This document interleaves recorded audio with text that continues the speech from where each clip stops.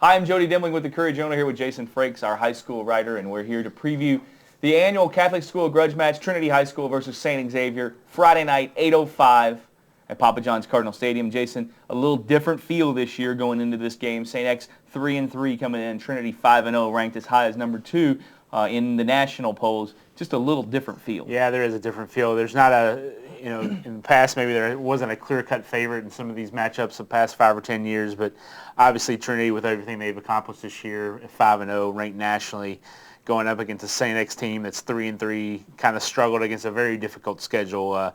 Trinity definitely a clear-cut favorite going into this game. It's the 72nd meeting between Trinity and St. X, the two all-boys Catholic schools here in the city of Louisville. Over 30-something state championships between the two schools. St. X leads the series 36-33-2. It is different this year, like you said. Let's start with St. X. They're 3-3. Not sure that the 3-3 is really indicates how good they are, because they've played two really good out-of-state teams and maybe the third or fourth best team in Kentucky, even though they're a class below in Bowling Green. Right. I think probably if you look at the results, their most impressive game all year was a loss to Mower. You lose that game 21-10, and Mower maybe emerging as the best team from Cincinnati and maybe Ohio. So I think in that game, St. X kind of showed the game plan for what they'd want to do against Trinity. Control the clock, be very, very methodical on offense, and keep the opposing offense off the field. I guess the biggest question right off the bat for St. X is at quarterback, Alex Mattingly. Going into the Central game, I think I looked it up, and he had 600 of their 900 all-purpose, total, a hand in the 600 of 900 yards or something like that. He's a really good dual-threat, all-purpose kind of quarterback, but he's got an ankle injury and is questionable.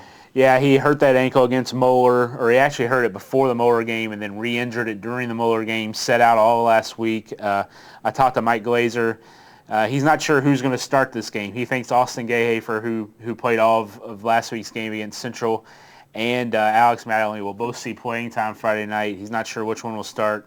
Obviously, Alex Mattingly gives them a little more at the quarterback position. Like you said, he's been a vital part of their offense in the 5 games he's played.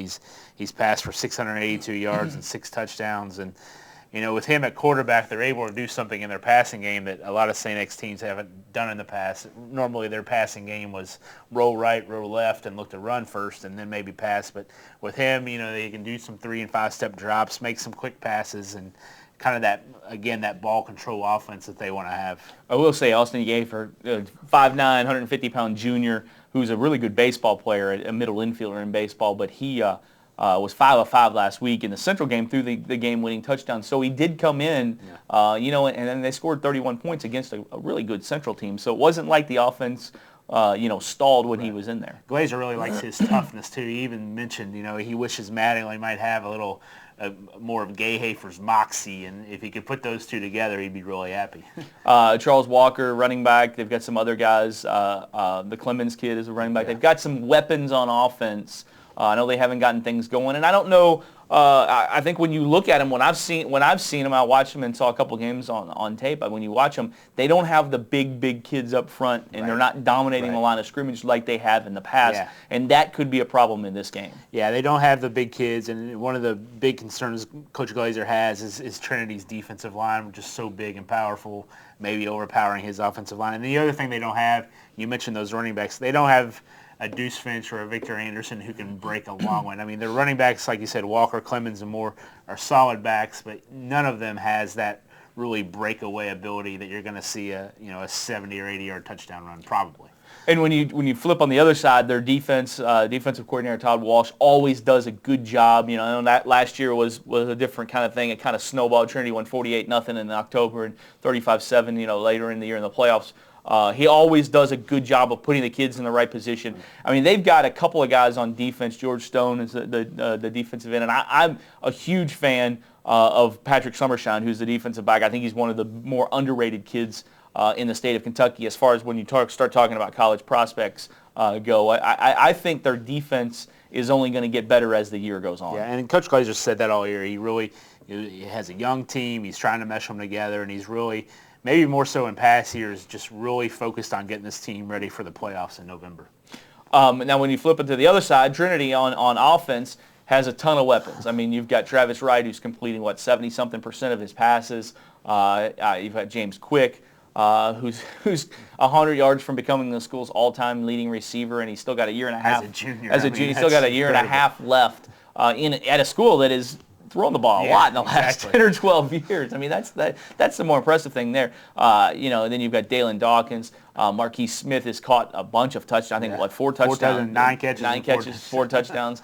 I mean, you've got a lot of weapons. And then I think the thing that gets lost in the shuffle as far as when you talk about their offense is they're huge up front. Their big offensive line with what I think will end up being 3 or 4 Division I kids. Joey Warburg's already verbally committed to Illinois, and I think some other of those guys will commit to Division I colleges. That gets lost. Their offense is just loaded. Yeah, they have so many of the big-time scoring weapons, and like you said, the offensive line just gets lost and all.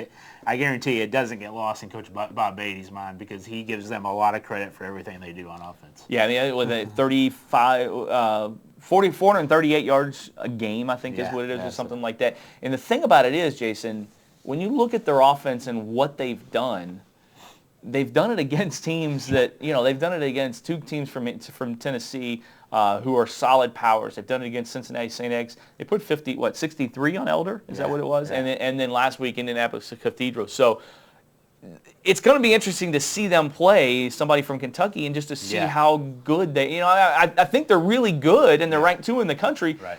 But they've been playing this competition level that is supposed to be so good.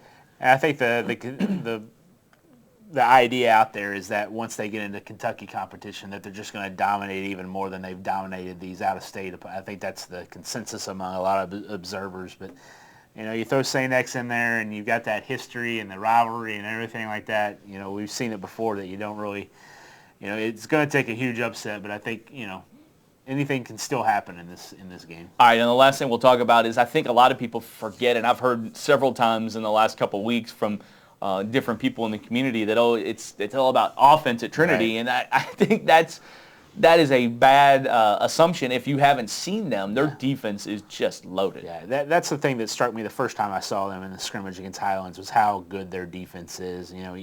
You've heard of the stars, Jason Hatcher, Adam Reynolds, Ryan White, and the guy that nobody hardly ever talks about, Deshaun Bertram, is their leading tackler. He's got their most tackles for losses with 7.5. He really gets lost in that defense, and he anchors it right there in the middle. Yeah, and then they've got the big line up front who we talked a minute ago about Mattingly being Alex Mattingly for St. X being kind of one of the underrated guys in the state, and I think maybe the most underrated defensive guy in the state is Adam Berry up front. He's 6'2", 6'3", at about 300 pounds, and I mean he just occupies space, gets things done. I know the one game when we saw him against Cincinnati St. X, he ran the quarterback down from behind and made a sack. So, I mean, they've got a lot of different things going on defensively. Defensive coordinator Craig Swabek has done a nice job of kind of mixing all those kids together. And, I mean, they're a lot better on defense than they have been. The one thing that Coach Glazer pointed out to me yesterday when we were talking about it was, last year was Swabek's first year as the defensive coordinator. They didn't really have any – St. X didn't really have any take on what they were trying to do defensively, and Coach Glazer feels like they have now they have a little more comfort level with what Trinity is doing on defense, and maybe they can attack it a little better than they did last year. At least that's what he's hoping. All right, so we're talking about Trinity St. X. We're talking about Friday night, 8:05, Papa John's Cardinal Stadium. St. X leads the series 36-33 and 2. Real quick, if you want to tweet scores and updates from any games this week or for the rest of the years, use hashtag LouFB or hashtag INDFB for Southern Indiana scores. So Jason will be tweeting and using the hashtag LouFB for this big rival game, and we're gonna have video and all kinds of stuff, after the game at Courier-Journal.com. But now it's time for our picks. Jason, St. X leads the series 36-33-2. They've split two and two each of the last 4 years. I think in Coach Bob Beatty's career, it's 13-7. Trinity leads. Your pick this. Are you going for the upset? Are you going to pick the? No, I'm not. This is the first time I've really this is the first time I felt comfortable about picking this game. To be honest with you, I don't know how anybody could honestly pick St. X to win this game. No disrespect to them, but Trinity's just so much better team if you look at them on paper and everything. I'm going with Trinity 31-10. I'm going kind of the same score. I think it'll be a good game. I think Alex Manningly plays in the first half. I think he plays well in the first half, and I think it ends up being a better game for a half. Yeah. It's not going to be 48-0 like it was last year. The crazy predictions that people would happen to make. It's not going to be that. I'm going to say 35-21.